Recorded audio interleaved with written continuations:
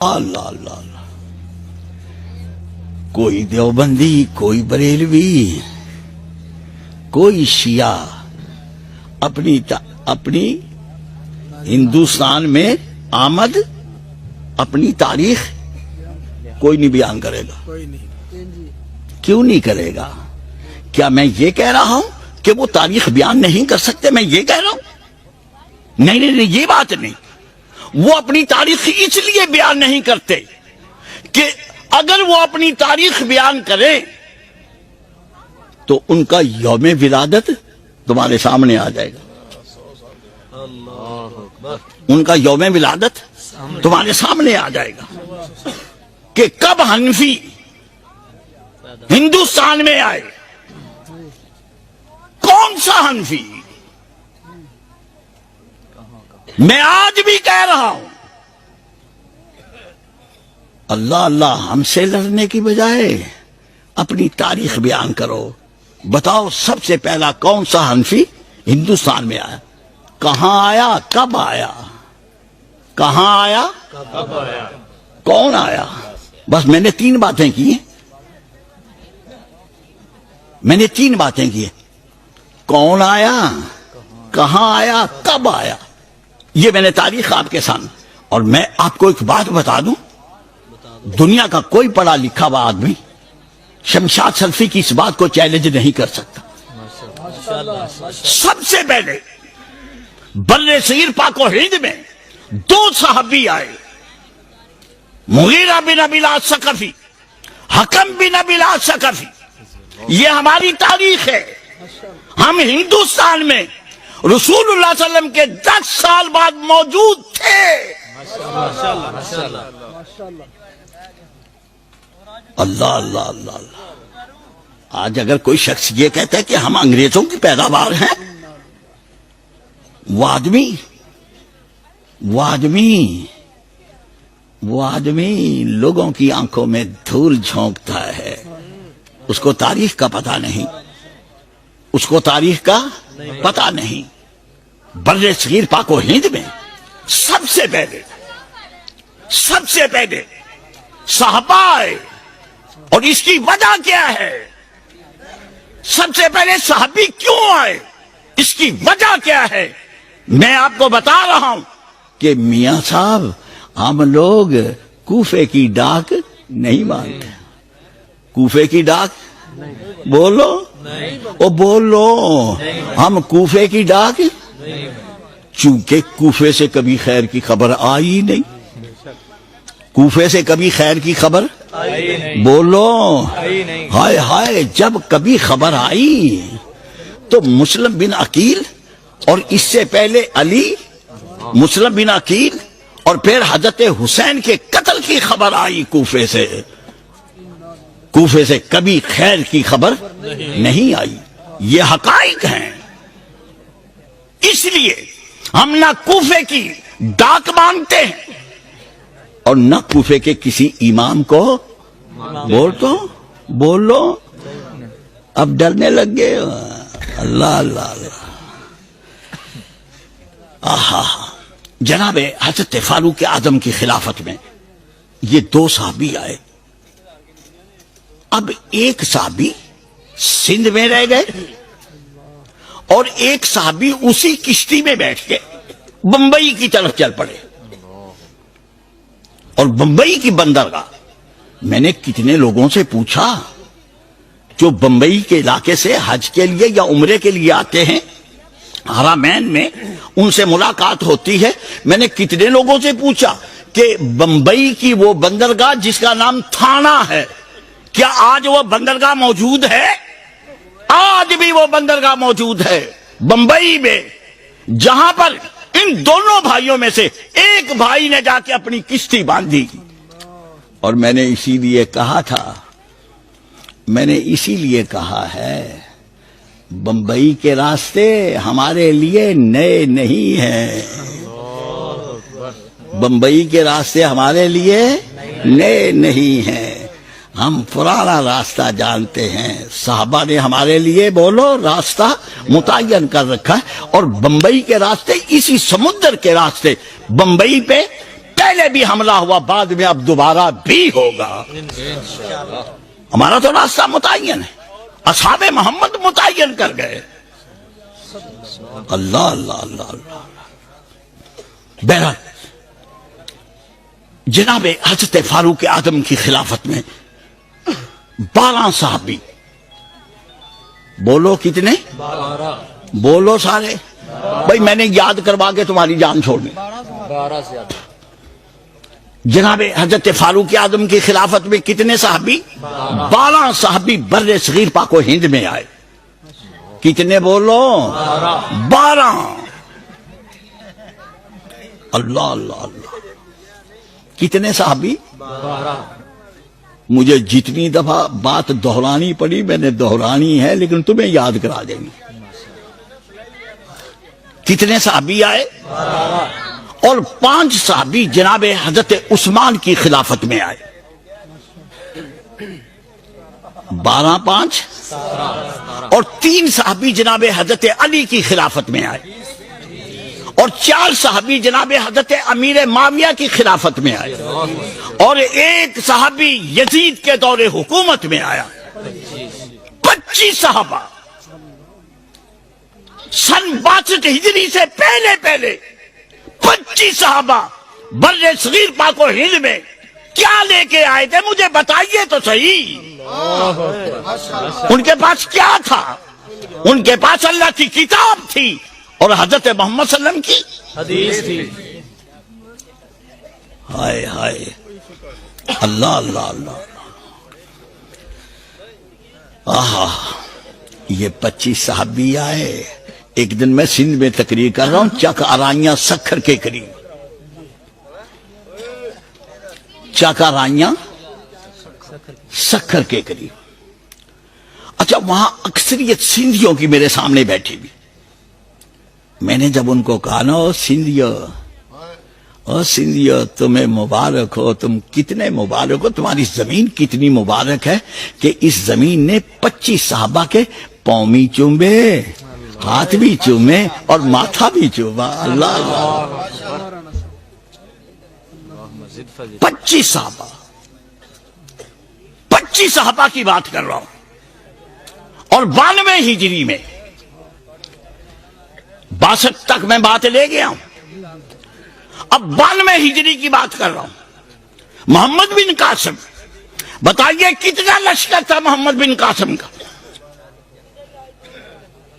تاریخ میں جو روایتیں لکھی ہیں 12,000، ایک روایت 8,000 کی ہے، اور ایک روایت تاریخ معصومی کے مطابق ایک روایت 18,000 کی ہے، اور پچھلے سال کے اخبارات نے محمد بن قاسم کے لشکر کی تعداد 20,000 لکھی ہے۔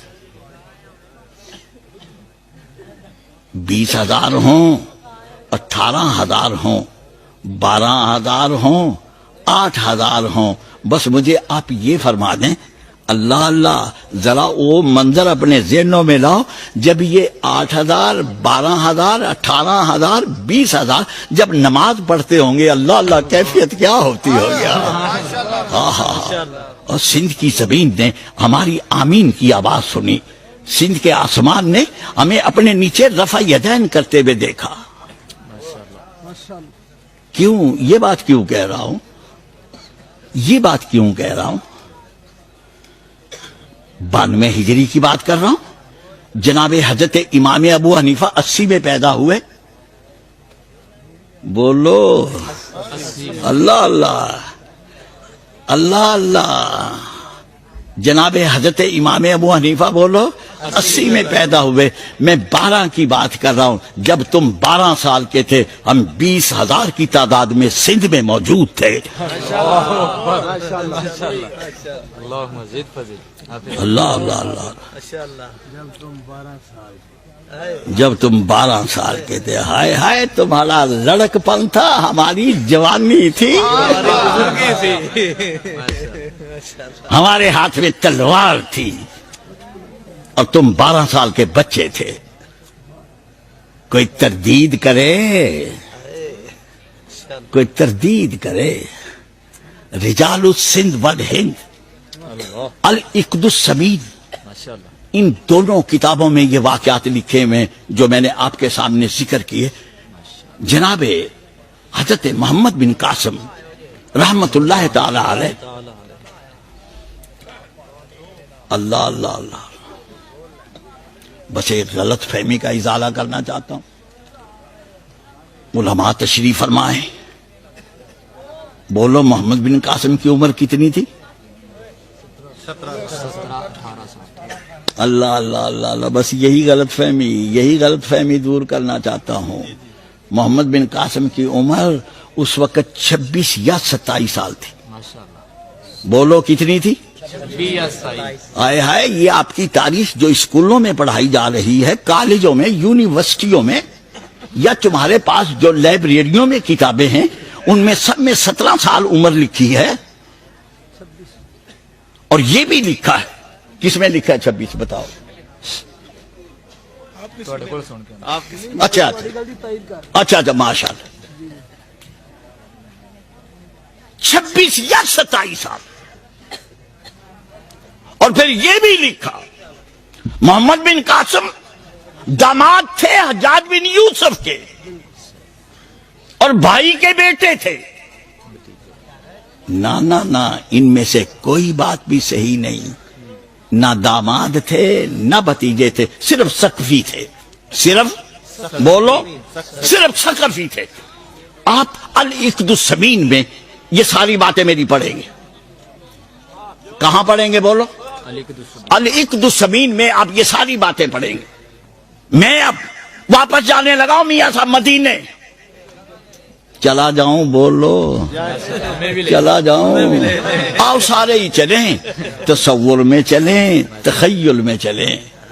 لو جناب، قاری صاحب تقریر کر رہے تھے نا جناب حضرت فاروق اعظم کی شہادت کا، انہوں نے تھوڑا سا اشارہ کیا. اللہ اللہ، پھر سلفی صاحب کے لیے تو میاں صاحب ایک مہمیز کا کام دے گئی وہ ان کی گفتگو. صبح کی نماز ہو رہی ہے، اللہ اللہ، صبح کی نماز کا ٹائم ہے. جناب حضرت فاروق اعظم مصلی پہ آئے. بولو. ابو لولو فیروز مجوسی کہاں چھپا ہوا تھا؟ ممبر کے پیچھے، اگلی صف میں. آخر چھپا ہوا تھا نا، کسی نے کہا محراب میں چھپا ہوا تھا. بولو. یہی ہے نا، یہی ہے نا. اگر نماز کا وقت ہوتا کوفے والا تو ابو لولو چھپ سکتا تھا؟ ہائے ہائے، اللہ اللہ اللہ، اللہ اللہ. ابو لولو اگر کوفی نماز کا وقت ہوتا چھپ سکتا تھا؟ بولو. نماز غلس میں ہو رہی تھی، اسفار میں نہیں. نماز غلس میں تھی، اسفار میں نہیں تھی. ابو لولو نے وار کیا. کہاں لگا؟ ناف کے نیچے. بولو کہاں لگا؟ بولو بچوں، کہاں لگا؟ ہائے ہائے، اگر ہاتھ ناف کے نیچے ہوتے تو خنجر اس ہاتھ پہ لگتا، اس پہ لگتا، پھر جا کے لگتا. ہاتھ یہاں تھے، خنجر یہاں لگا. اللہ اللہ اللہ اللہ اللہ. ہاتھ بولو، ہاتھ یہاں تھے، خنجر یہاں لگا. ہاتھ اگر یہاں ہوتے، دیکھ لو، ناف کے نیچے ہاتھ ہوتے تو خنجر بولو ہاتھ پہ لگتا، پھر دوسرے پہ لگتا، پھر کہیں جا کے تھوڑی بہت نوک. اب وہ تو ممکن نہیں، چونکہ ہاتھ میں ہڈیاں ہوتی ہیں. اب وہ تو ممکن نہیں، لیکن اگر امکان تسلیم کر لیا جائے تو پھر کہیں جا کے بولو تھوڑی سی نوک ناف پہ لگتی. لیکن ہاتھ یہاں تھے، خنجر یہاں لگا. بولو بولو، ہاتھ یہاں تھے، خنجر ناف کے نیچے لگا. نہیں سمجھ آئی بات؟ بات سمجھ نہیں آئی؟ اللہ اللہ، یہ ساری دنیا کا مسئلہ ہے. جاؤ جا کے کیا کہ تحقیق کرو. جناب حضرت عمر کو خنجر کہاں لگا؟ جو مہلک وار ہے وہ کہاں لگا؟ ناف کے نیچے لگا.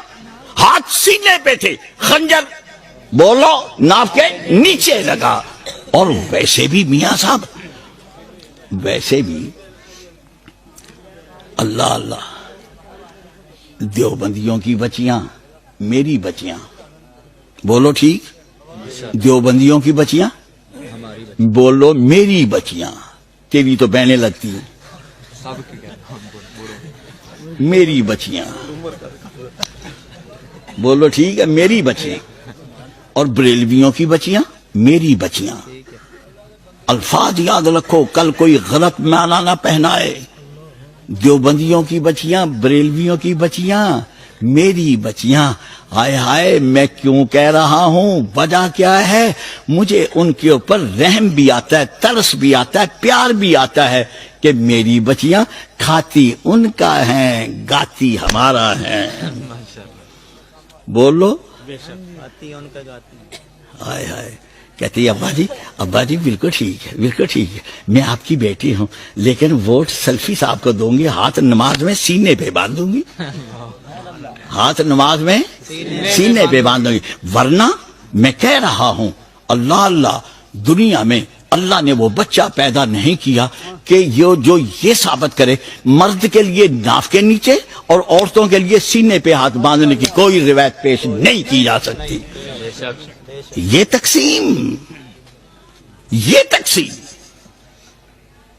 اور صبح اسکولوں میں جتنے بھی لوگ، جتنے بھی بچے گناہوں سے پاک ہیں، معصوم بچے، بولیے صبح اسمبلی میں ان کے ہاتھ کہاں ہوتے؟ بولو،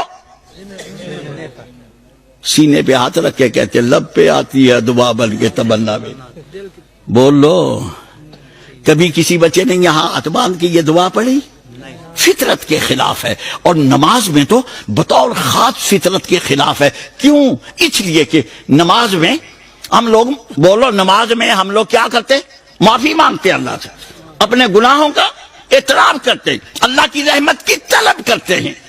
بتائیے اللہ سے یا کسی انسان سے معافی مانگنے کا طریقہ کیا ہے؟ ابا جی معاف کر دیں، یہی ہے نا؟ بول لو، ابا جی یہی ہے نا؟ یا کوئی اور طریقہ تو بتائے۔ کبھی کسی نے دیکھا ابا جی معاف کر دو؟ بولو، ابا جی معاف کر دو، ابا جی معاف کر دو، آہا، فطرتی طریقہ، ابا جی معاف کر دو۔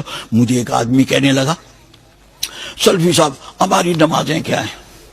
بس ہم لوگ تو ٹکریں مارتے ہیں، نماز قبول کرنا نہ کرنا یہ اللہ کا کام ہے۔ میں نے کہا یہ بالکل شیطانی خیال ہے، بالکل، بولو، یہ شیطانی خیال ہے۔ ہائے ہائے، وہ نماز کیا ہے؟ وہ نماز کیا ہے مجھے بتائیے تو صحیح۔ ہم پڑھ رہے ہیں، نماز پڑھے جا رہے ہیں، جس کی پڑھ رہے ہیں، جس کی نماز پڑھی جا رہی ہے وہ ٹس سے مس نہیں ہوتا، بولتا ہی نہیں آگے سے۔ ہم کہہ رہے ہیں الحمدللہ رب العالمین، وہ بولتا ہی نہیں۔ یاد آئی اس نماز کا فائدہ کیا؟ آؤ اہل حدیث کی نماز دیکھو، اللہ اکبر، سبحانک اللہم اللہم باعث بینی، پڑھنے کے بعد کیا کہتے ہو؟ الحمدللہ رب العالمین۔ آہا، مزہ آ گیا۔ آسمان سے آواز آتی ہے حمیدانی عبدی، حمیدانی عبدی۔ آہا، یہ دیکھیے نماز، الحمدللہ رب العالمین، آہا، جواب آیا حمیدانی عبدی، حمیدانی عبدی، بولو، عبدی، حمیدانی عبدی۔ آگے کیا ہے؟ الرحمن الرحیم اثنا الی عبدی۔ ہائے ہائے، اللہ کہتے ہیں میرے بندے نے میری ثنا بیان کی، میرے بندے نے میری ثنا بیان کی۔ اور آگے کیا ہے؟ مالک یوم الدین۔ اللہ اللہ اللہ، اب تو میاں صاحب کمال ہی ہوگی۔ اللہ کہتے ہیں مجدنی عبدی، میرے بندے نے میری بزرگی بیان کی۔ اب مجھے آپ بتائیے کہ جب تمہاری نماز میں اللہ کی طرف سے یہ جواب آئے گا، وہ نماز قبول ہوگی یا نہیں ہوگی؟ تم نماز میں سورہ فاتحہ نہ پڑھو اور پھر کہو کہ جی ہم ٹکرے مارتے، اب بالکل سچے، آپ ٹکرے مار رہے ہیں، اس میں کوئی شک نہیں، بات ایسی ہی ہے۔ اس سے زیادہ بات نہیں. آگے دیکھیے ذرا قرآن. اللہ اللہ اللہ اللہ.